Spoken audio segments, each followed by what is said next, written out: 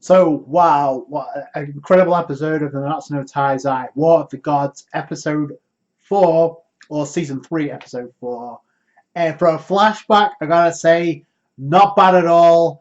This episode once again highlights the ongoing war between against the goddess race and the demon race, with leading the charge the commandments, who we saw in the previous episode. The sister Dairy was killed alongside some other demons, but they weren't the only ones to get sacrificed. And we see two of the archangels responsible, or at least we think are responsible. They appear from the sky after that blast, and so we come to find out who those archangels are in the form of Sariel and Tamir. So right away, we get insight into their personality traits. They're like, oh, we'll see who hunts and kills them off the quickest in 5 minutes, like making this a game. They use Omega Arc to like corner the rest of the Fire Demon that are behind them. And I do like how Mount Speed is like, we'll avenge you, so don't worry about it. They avoid the Omega Arc blast, but the other demons get erased. Like, it's crazy the level of power they put into that. So that's pretty much the technique that did the job in the previous episode, like celebrated. But as you could expect, the 5 commandments are fine. So now it's 5 against 2, according to Month Speed. He appears right behind them, uses Phoenix Fight Hellfire, and then blasts Tamil in. He blasts Ariel into the ground, or obviously turns out to be fine. And then the Airy nails Tamil in the face, which I like his design. He has like 3 heads. It is, like I said, these guys don't seem heavenly at all. The Archangels. Once beats Phoenix Hellfire, he actually burns the forest, which actually I'm pretty sure that's the forest, right? So that burns the forest throughout most of the episode. In fact, he goes far as to say, "Oh, that blow is nothing like than a patting of a fly." And then while he's talking, I love how she just goes in. Screw this! I'm going to attack you anyway.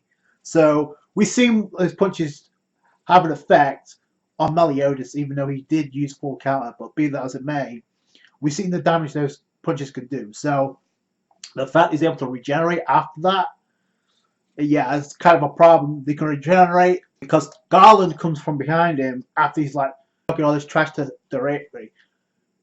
Garland comes out with one attack, slices him in half, but then he regenerates to the surprise of Dieri and Garland. So even after slicing him in half and erasing him, he can still regenerate to a certain extent. Pretty sure Elizabeth can't do that.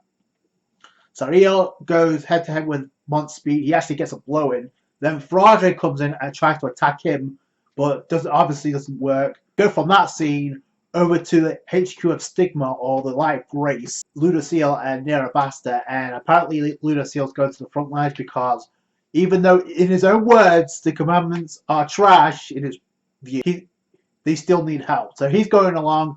Nerabasta's like staying behind because she has to guard the Skygate so they can call in reinforcements, so if they need it.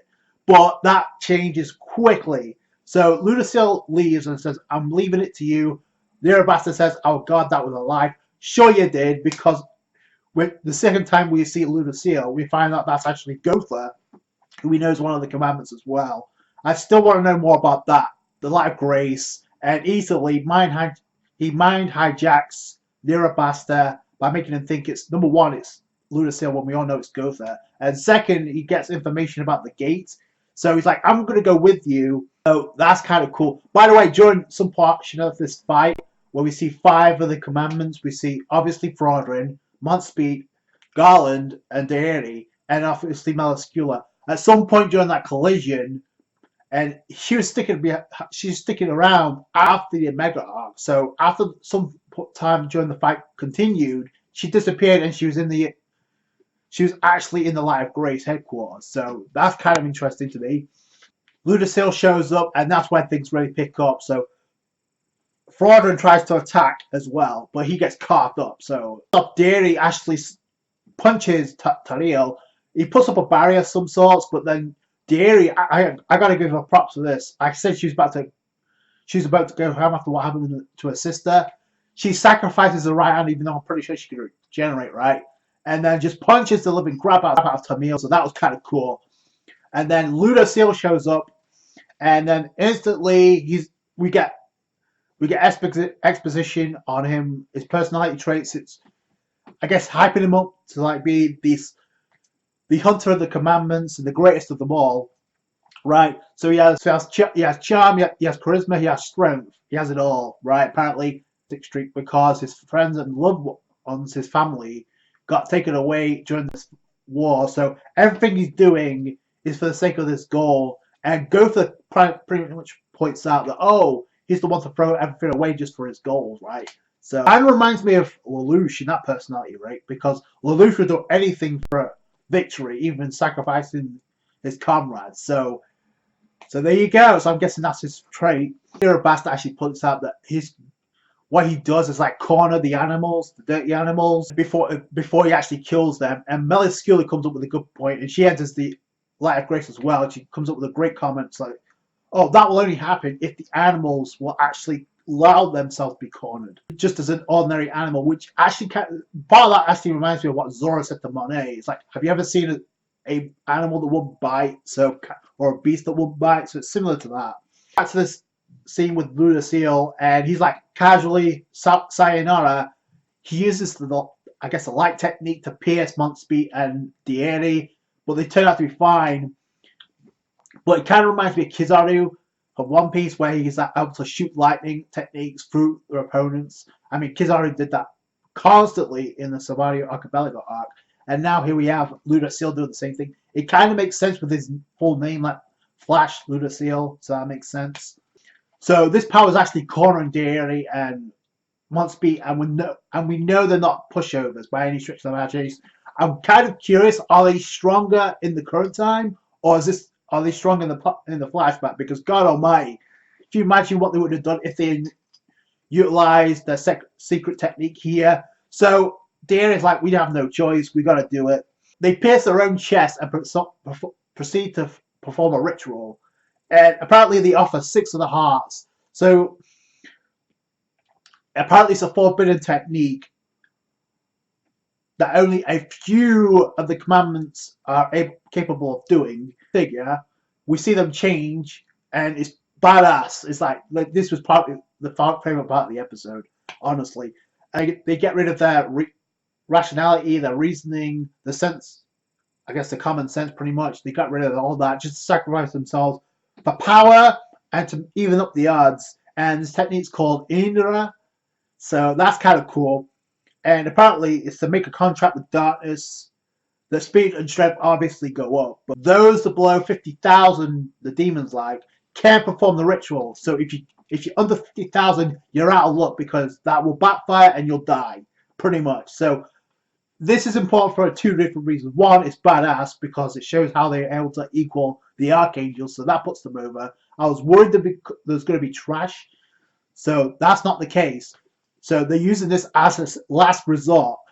It's obviously going to return to normal because considering what we saw in season 2. So that's going to be interesting. The second thing that sticks out is this paints the picture of what they might do in the future, in the present time. We know they have this indirect technique under the bags. This is huge, because if they were to use this in a future battle with the Sins, how broken would that be against the likes of Meliodas and company? So can you just... and I'm pretty sure if Dieri and Montspeed, if they can pull off this technique of Indra, I'm pretty sure Esterosa and Zeldris, they can pull this off no problem. So that's huge. So this paints the picture right now what may happen in the future. Again, I don't read the manga, I can't know for sure, but that's just my take on it. Dieri just grows her hair. She's transformed into Super Saiyan 3, but they grow darker and stronger to the point where Lucille's like, casual, oh, this is ridiculous. Even though he gets tagged by Dieri, he just gets speed blitzed. A quick scene where King in the body of Galaxania and Diane in the body of the Roll, they're obviously with Meliodas, and they're going to the battlefront, to the scene where the fight's taking place, so they can join in, possibly to start this. I'm looking at Meliodas, thinking about what he says, like, oh, if you think I have something to do with this because my ties with the demon race, then see with your own eyes. remember what King said in the very beginning of episode 2? Like, I didn't know anything about the captain until the end. Like, given the impression he thinks he's still dead. Like, so this is another reason why I think he's also part of the flashback to, and why he's beside Meliodas, so he can understand Meliodas. So, because in season 2 he has having huge trust issues. So now it all comes together. So Lucille he brushes off the attack, but then he fires off a huge light beam technique. Again, reminds me of Kizaru. Doesn't do anything because the area out of Lucille, and this is where I guess Lucille is like, oh, his perfect demeanor. It just goes out the window because he's like panicking. He's like, yo, Tamil, Surreal, what the hell? Get in there and lend me a hand, will you?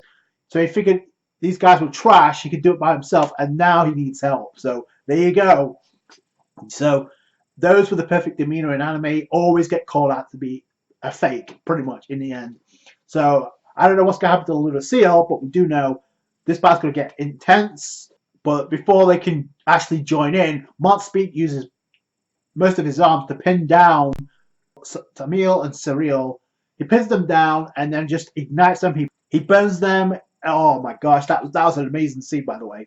And then there's one part where actually we go over to where Elizabeth is. She's in the barrier. She got decked in the previous episode because the area thinks it was a setup, which it was, but it wasn't Elizabeth's fault. But she got decked. She's in a barrier because, and obviously Meliodas can't break it. Well, he can break it, but he can't go anywhere near it because he's a demon. But he's like, screw that, I'm getting Elizabeth out of there. So he sacrifices, well, he doesn't really sacrifice his hands. He burns his hands so he can get Elizabeth out. And then that's where Elizabeth wakes up. She tears up because she realized she failed. She screwed up. Meliodas like, no, it's not your fault. So that's kind of cool. But again, this is a completely different version of Elizabeth than we got in the present time. Completely different. It may be a reincarnation. It may be an ancestor. I don't know. That still needs to be brought to light. And she's like, I won't allow you to suffer anymore, Meliodas, because of what's going on. So that's kind of cool. She says she's going to take responsibility. So before the battle rages on between Lucille and Montspeed and Dieri, it's kind of obvious she's going to get killed. But before that goes any further, Elizabeth steps in, and it looks like we've got a standoff. And she says, I will end this. I will sort this. What's she going to do? Because she said that before, and look what happened to the demons. So she's either going to fight them. Meliodas has to join in at some point. King and Deanne obviously have to step up because the whole point is for them to get stronger. So, and to get accustomed to their abilities that they didn't know previously. Or Deanne already decked Elizabeth, so now she's out of.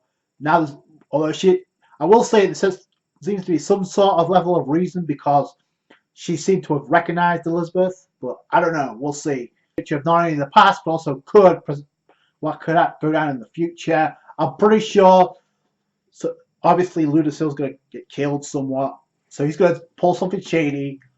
Maybe he'll use Elizabeth, and then that's where Meliodas is going to step up and be like, no, you messed up. So it's going to be cool to me. Another thing is, like I said before, we know that Montspeed and Dieri are back to normal. We know that from season 2. So how they go back to normal, it could sort of have something to do with Elizabeth, but Montspeed, it doesn't have really that much of a connection with Elizabeth.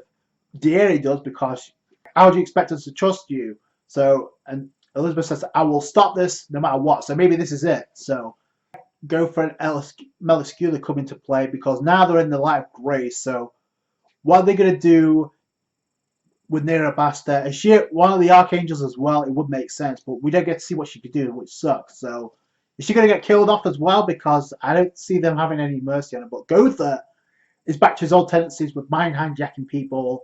So that's never changed, despite the fact he's part of the commandments. There's funny interaction between Gotha and Meliscula. Like, she's like obviously trying to cover up for what's happening right now, where obviously Lucille set a trap for the commandments and they fell for it. But Meliscula's like trying to keep this from Gotha, but Gotha just hijacks her mind. It's like, oh, so the plan failed, right? And Meliscula's like, don't mind hijack me. It's kind of funny. So that's going to be cool to find out where he stands in all this, given the fact we know he's one of the Sins now. But that, and also Meliodas. So that's going to be. I want to know what he did to like betray the demon race, and most specifically the commandments. So also a great episode. So let me know what you guys think down below. Can't wait to see what happens next. That's going to do it for today, guys. Thank you so much for watching. Like this review if you did. Subscribe to the channel for more 7 Deadly Sins. Catch you guys later. Thanks, guys.